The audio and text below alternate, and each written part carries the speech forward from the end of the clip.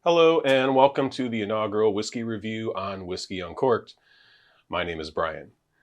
Today I'll be doing a review of an independent bottling of a 12-year-old Dailuaine Single Malt from Signatory Vintage. Now you may be wondering exactly why I've chosen to do a review of an independent bottling, especially for my first review. And you may be thinking that, hey, I can't go buy this exact bottle, so what's the point of watching a review? Now, while it is true that you usually cannot go out and pick up a specific independent bottling, or it would be highly unlikely at least, especially me being in the States, you may at some point come across another independent bottling of Dailuaine that has been aged in a bourbon barrel, is somewhere in the range of 12 years old. And although I can't tell you whether or not that particular bottle will be better or worse than this one, I can give you a few tips as to what you can expect based on my experience with this expression. If you combine this review with some other similar reviews online, you may eventually have a pretty good idea as to whether a bottling like this may interest you.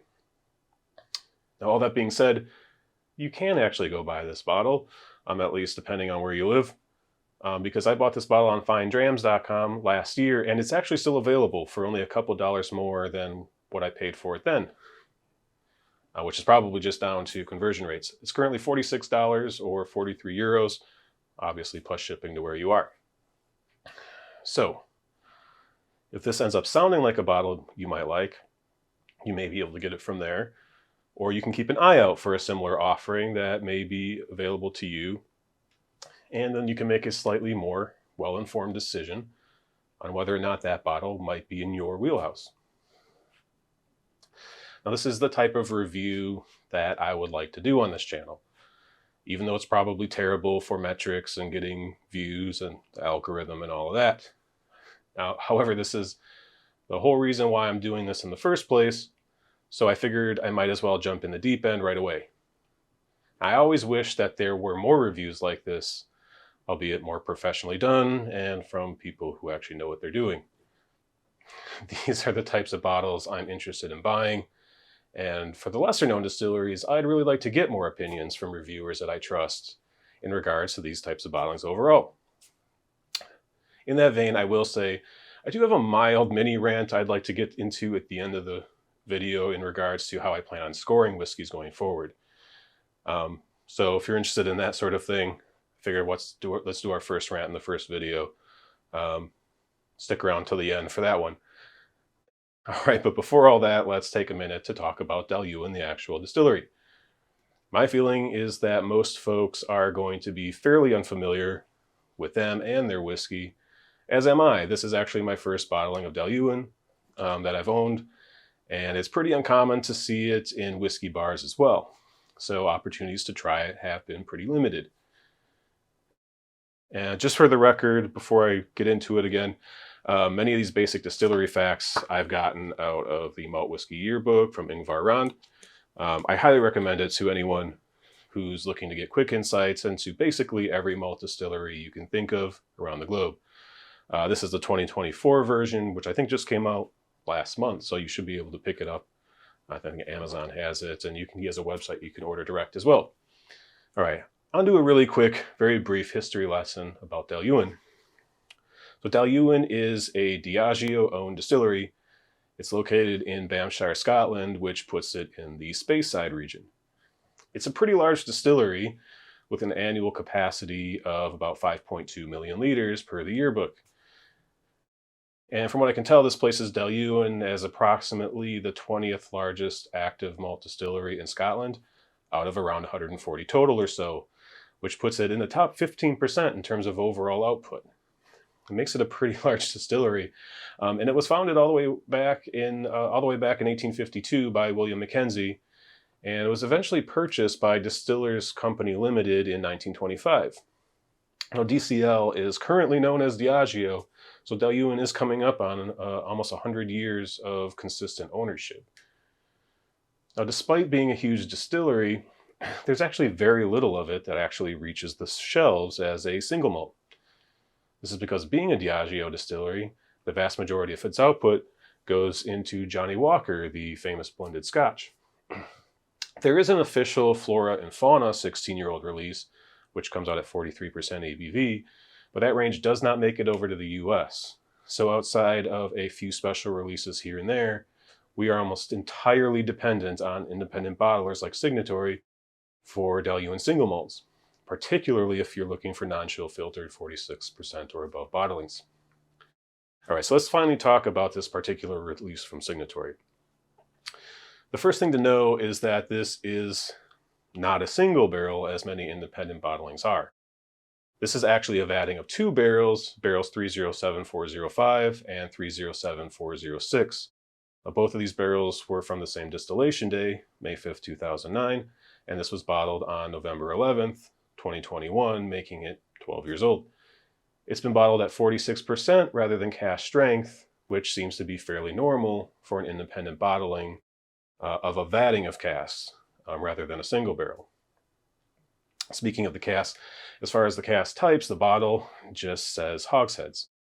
And I can say with a fairly high amount of certainty that these were in fact bourbon barrels, although I'm not positive whether they were first fill or not. They kind of straddle the line a bit, but I'd probably guess refill, but maybe not heavily used. And of course, being from the unchill filtered collection, it is unchill filtered, and it is natural color as stated on the bottle. So as I mentioned earlier, I picked this bottle up for $43 in 2022 from finedrams.com. Their shipping is really reasonable, particularly for shipping overseas. But just as a word of warning, I have heard some tales of people having issues with their orders getting stuck in customs and basically sent back to Fine Drams. I've heard the customer service when that happens is pretty good. But it's possible that the cheap shipping rates are cheap because they're skipping some sort of customs or import costs. So just a little bit of a word of warning there. I haven't had any issues, and I've ordered from them a few times now. Everything has always arrived safe and sound. But if you can get this for less than $55 a bottle, that's a really good deal for a naturally presented 46% ABV single malt, at least as far as buying Scotch in the US is concerned. Now, I kind of planned on doing a review on this pretty early on, so I've been taking some notes on this bottle basically from the first time that I opened it.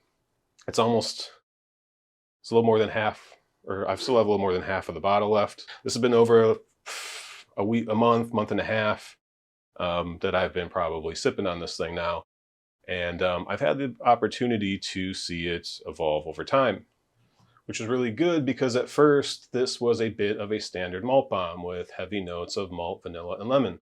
I was getting a touch of some minerality and like some drier hay bale type notes coming through, which really saved this from being an ultra sweet, almost dessert-like whiskey.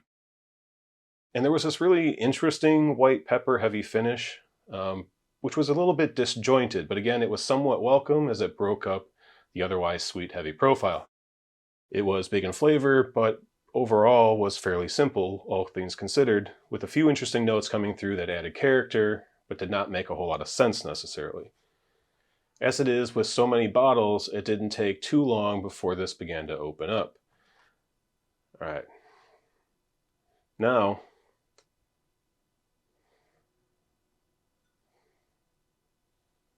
yeah, there's a lot more balanced character, and the sweetness has integrated better with the other notes.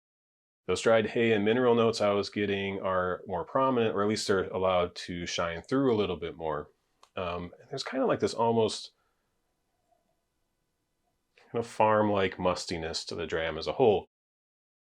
One of the things I wrote down in some of my tasting notes along the way was last night's whiskey glass, and it kind of has that sort of vibe to it. But anyways, it has been much better than the initial few pours, at least in my opinion. All right, so on the palate,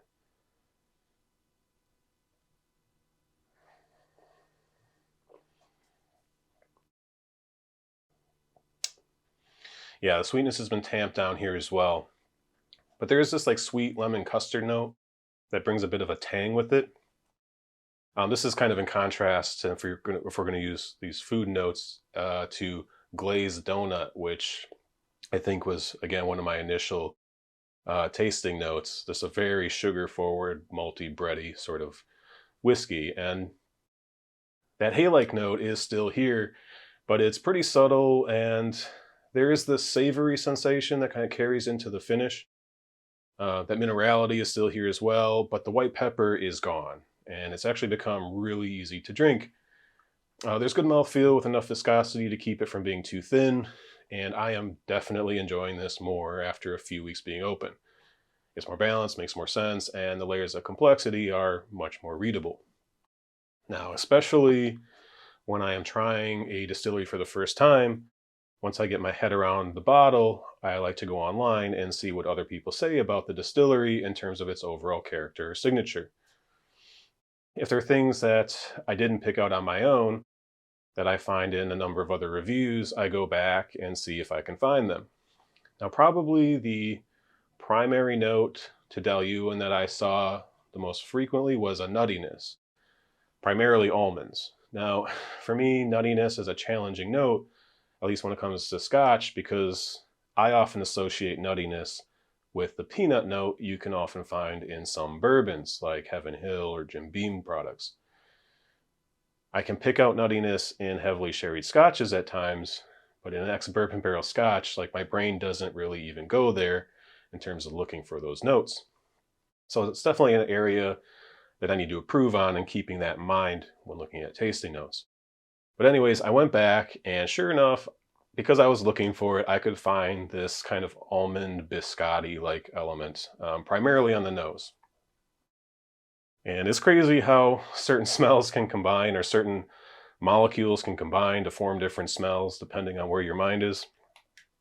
Um, but alas, I did eventually find it, but not so much on the palate.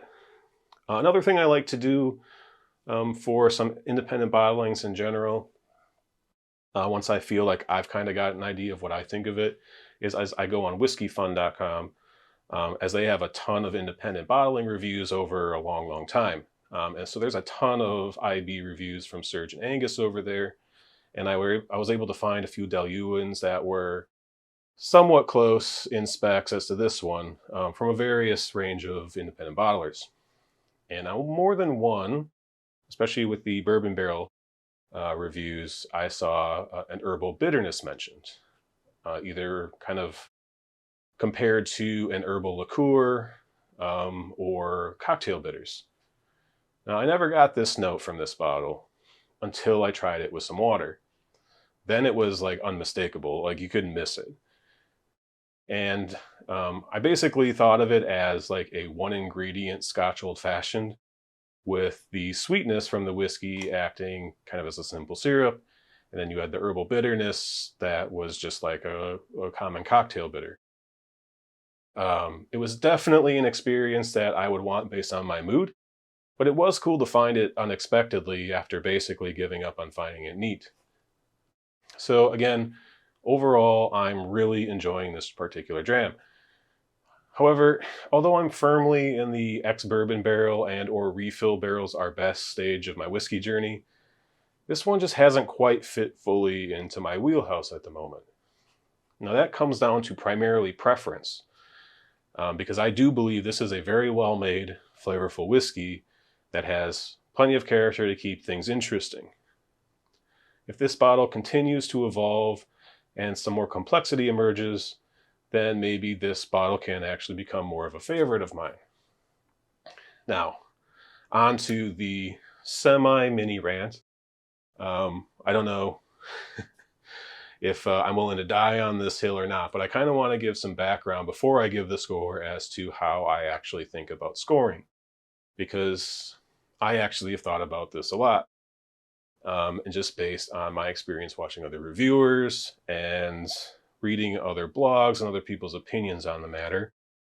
And I maybe take a mix of a few different things.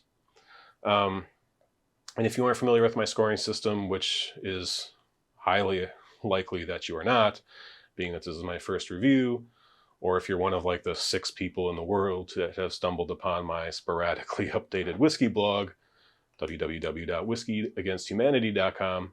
You can spell whiskey with an E or without, it doesn't matter. There is, and I'll put a link in the description to the explainer page that you can find on that site, but basically I just don't put a lot of stock in scoring whiskeys numerically. I know that scores are expected by most people. So I went with a slightly different method that you may not be accustomed to. I'm not the first person to use a 1 to 10 scale, but I might do it slightly differently. Actually, no, I'm not the first one to do it this way as well, but there are some slight differences. Anyways, I use a 1 to 10 scale that places whiskeys that are well made, well presented, but not overly remarkable as a 5 out of 10, or what I consider to be average. Now, being an average whiskey for me means that it's going to be a pretty good experience overall. 5 out of 10s are good whiskeys. Think well presented, 46% or above, 10 to 12-year-old official bottlings from well-respected distilleries. These bottlings set the standards for quality. So to score above a 5, the bottle needs to provide a positive experience above what I can get off the shelf at an ordinary everyday liquor store. Now I look at my scoring system as placing expressions into categories of quality rather than trying to decide if bottle A is better or worse than bottle B, as tends to happen on a 100-point scale. Does it really matter if a whiskey gets an 87 or an 89? I see this as being equal in overall quality, and then it comes down to preference. So basically, what I want from a reviewer is just to tell me what it tastes like, what they think, and I'll decide where it falls in my current likes and dislikes spectrum. Additionally, I do not include value in my scoring. Now, this is actually pretty common practice these days, so the question is, why buck that trend? I could just fall in line with everyone else and go with the flow. Well, primarily, I feel that value is highly subjective, even more so than taste in some ways. I can communicate flavor to you in a way that you can understand, and vice versa. Our world has grown smaller, and we have access to food from all over the world, and although it might not always be ultra authentic, we can get an understanding of where people are coming from with a little exploration. Now, trying to understand why someone else values something is much harder. I would have to sit down and get into nitty-gritty details of my entire life for you to understand how I value money, possessions, my career, what are my life goals, and how have I prioritized them. It's too difficult to convey my concept of value in a way that would resonate with any of you. Now, obviously, I'm overcomplicating things here way more than they need to be. And I understand that when people talk about value in whiskey, they really just mean quality at a certain price compared to other whiskeys at that same price. But that's oversimplifying the same issue. Quality and preference is subjective, obviously. And judging whiskey simply on, I like this one more than that one, is not the whole story. What if it's an interesting whiskey or a novel whiskey? That carries value to me as well, not just overall preference. We get too caught up on what whiskey is best, and not which whiskeys are going to expand my understanding of the broader landscape. Which are new and exciting? What about something I learned to love with time, and something that eventually becomes my next favorite? I could miss out on that if all I'm focusing on is what gave the highest score. So let's come back from the edge of a rant and look back at a more simple way of saying all of that. Either something is within your budget for whatever reason, that is what you have your budget set at, or it isn't. And either something is within your flavor preference, or it isn't. Or it sounds interesting to you, or it doesn't. Like I said in my channel intro video, if you took the time to watch that, I want to focus on the whiskey that's in the glass. And that means that the discussions surrounding the liquid, such as value, presentation, etc., are, well, in fact, valuable. But they need to be in context. And knocking down or bumping up a whiskey score, particularly on a 10-point scale, based on its price, does not provide that context and could actually be misleading in terms of how good the whiskey actually is. Let's say I give a whiskey an 8 out of 10. And that's based on quality, my preference, and just overall interest factor. But then I knock it down to a 7 because I think it's too expensive for what it is. It could get ignored by someone who's just looking at scores, and lots of people only care about scores when it comes to informing their buying choices. Now, sometimes, and I'm guilty of this as well, I'll look at a review online and I'll look at the score, and then if it's surprising to me, or if it's really good, or if it's like, holy cow, I can't believe it got that low of a score, then I'll like read the review. So I do it twos because I have a limited amount of time in the day and I can't read every single review I come across online. So I try to pick and choose the things that are interesting. So for those people, I just going to tell them how good I think something is via the score, period. And then I can list out what I paid for the bottle, or what it looks like is generally a good price in the UK or in Europe, because I can look it up online, and just let you decide whether something is of value or not. Because here's the thing: I'm not out to convince you one way or the other. For example, a lot of people are really upset at Talisker or Diageo, who also owns Talisker, for doubling the price of Talisker 18. Oh, man, it's a year or two ago now. Basically overnight, they just doubled the price in an obvious attempt to try to premiumize their brand and their whiskey. And there's a lot of people that are really upset at that, and there's really good reason that they're upset. But if you love that whiskey and you're happy to pay that price, and it doesn't matter if it was double what it is now, you would still pay it, that's fine. That doesn't upset me like at all. Like, I'm not going to convince you that you should like something or shouldn't like it. Either you do or you don't, and either you're willing to pay for it or you're not. I have a few bottles on my shelf where if I admitted what I paid for them, people would look at me like I was insane. But it was worth it to me for one reason or the other. Sometimes I might have regretted the decision, and other times I would have bought more than one if I had the opportunity. But all that being said, I will say whether or not I find something to be a good value or not in all of my reviews. You just actually have to watch the review or read the article. So back to this Dailuaine. This Dailuaine is definitely good value. However, I don't know if I'd buy it back up, even at the really fair price. And I'd like to try some more from the distillery, but I'll probably seek it out in whiskey bars if I can ever find some, or maybe get lucky at a bottle share. There's just too many other things to try, and this just is almost there. So I am going to score this whiskey a 6 out of 10, which places it in my above average range. And I might have gave some conflicting information, or that might surprise you, maybe it doesn't. But there is a lot to like. And also, I think there's a lot to discuss. This could be a great conversation starter at a bottle share or whiskey group gathering, as I mentioned, and it could divide opinions a little bit. There's character here, and some of it's a little weird, slightly off profile from what I'm used to. But at the end of the day, I can't complain because it is high quality and definitely worth the price. So after a little bit of a mini rant and a long drawn out video trying to explain what my plans are with the reviews on this channel, I think that's going to have to be it for now. I want to thank you for watching my first ever YouTube review. It's been a longer process than I expected, a longer video than I expected, and it's nerve-wracking and figuring out the equipment and all of that. But here we are wrapping up number 1. I do hope this was interesting enough for you to subscribe to the channel. Obviously, I don't know exactly how this whole thing's going to play out or what my videos will look like in 6 months or a year.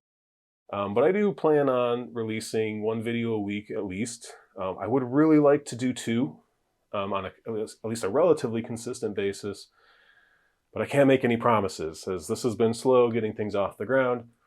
But I do already have a deep dive video into some really interesting bottles all from the same distillery that's currently in the works. So hopefully you should see that posted relatively soon. it's definitely gone in a direction that I didn't expect when I started working on it. To wrap things up, hit subscribe, like, and all of that stuff. Let me know what you think in the comments. I don't know if I'll ever get used to saying that. It feels really weird, but until next time, cheers.